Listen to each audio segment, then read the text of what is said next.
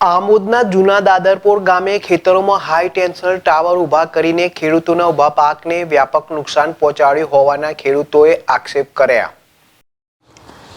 આમોદ તાલુકાના જૂના દાદાપોર ગામના ખેડૂતોને કોઈપણ જાતની નોટિસ આપ્યા વિના પાવર ગ્રીડ કંપનીએ ખેતરમાં હાઈ ટેન્શન વાયર નાખી ખેડૂતોએ તૈયાર કરેલા ઊભા પાક ઉપર ટ્રેક્ટર ફેરવી દેતા ખેડૂતોમાં કંપનીની કામગીરી સામે રોષ જોવા મળ્યો હતો। અમદાવાદથી નવસારી જતી પાવર ગ્રીડ હાઈ ટેન્શન લાઇનનું કામ ચાલતા ખેડૂતોને નુકસાની વેઠવાનો વારો આવ્યો હતો।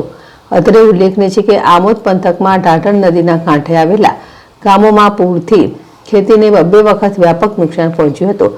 જે નુકસાનનું હજુ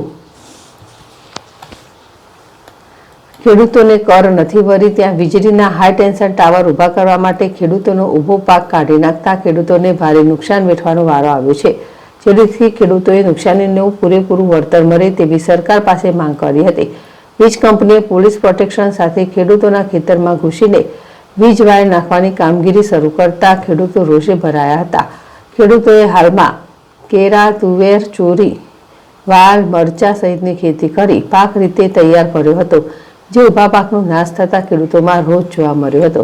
અત્રે ઉલ્લેખનીય છે કે આ બાબતે સ્થળ ઉપર હાજર અધિકારીઓએ જણાવ્યું હતું કે ખેડૂતોને આજે પણ કઈ નુકસાન થયું છે તે નુકસાનીનું સર્વે કરી તેમને વળતર ચૂકવવામાં આવશે। યાકુબ પટેલ, ZSTV, ભરૂચ।